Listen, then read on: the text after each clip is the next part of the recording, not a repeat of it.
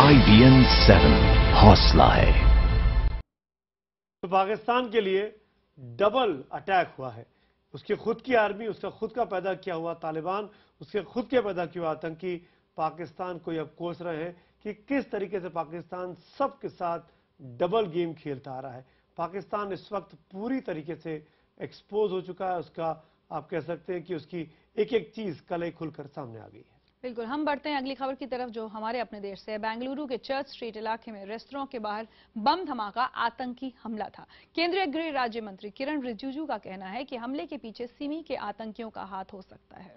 इस बीच कर्नाटक के मुख्यमंत्री सिद्धरामैया ने सुरक्षा के मसले पर पुलिस अफसरों की बैठक ली है और सख्त सुरक्षा करने के निर्देश दे दिए हैं। देश के कई शहरों में आतंकी हमले की आशंका के मद्देनजर अलर्ट भी घोषित किया गया है, क्योंकि नए साल का वक्त है, जश्न का वक्त है। बहुत बड़ी तादाद में, बड़ी मात्रा में लोग बाग घर से बाहर जश्न मनाने निकलते हैं।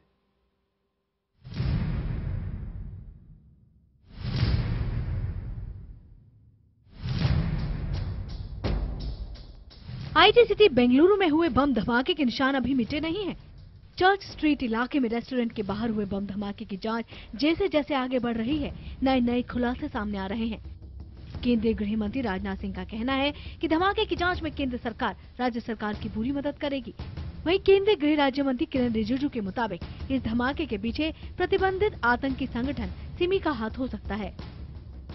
मैंने कर्नाटक के चीफ मिनिस्टर साहब से बात की और उनको मैंने कहा कि सेंट्रल गवर्नमेंट की किसी भी प्रकार के लिए असिस्टेंस की आवश्यकता है तो वह असिस्टेंस हम प्रोवाइड करने को पूरी तरह से तैयार हैं। If it's happening in Bangalore, so we have to see the link. If it's same module which is working there. Karnataka की सिद्धारमैया सरकार ने भी उच्च स्तरीय बैठक बुलाकर सूबे की सुरक्षा व्यवस्था का जायजा लिया। इस बीच बेंगलुरु धमाके की जांच एनआईए के हवाले कर दी गई। एनआईए के अफसरों ने घटनास्थल पहुंचकर वहां का जायजा लिया और तमाम सबूत जुटाए।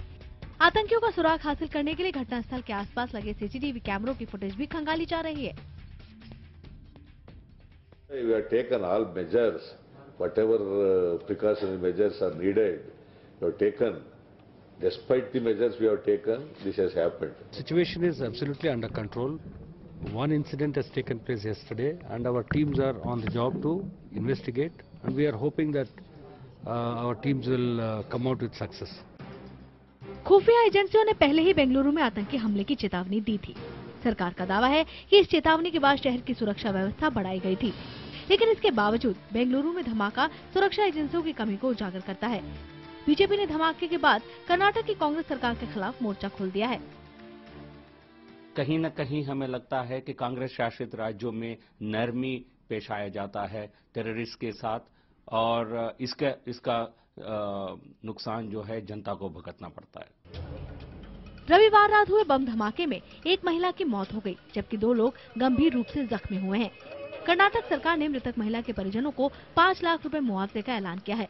पुलिस ने बम धमाके को अंजाम देने वाले संदिग्ध आतंकी का सुराग देने पर 10 लाख रुपए के इनाम का ऐलान किया है। शैलजा वर्मा, बेंगलुरु, IBN 7।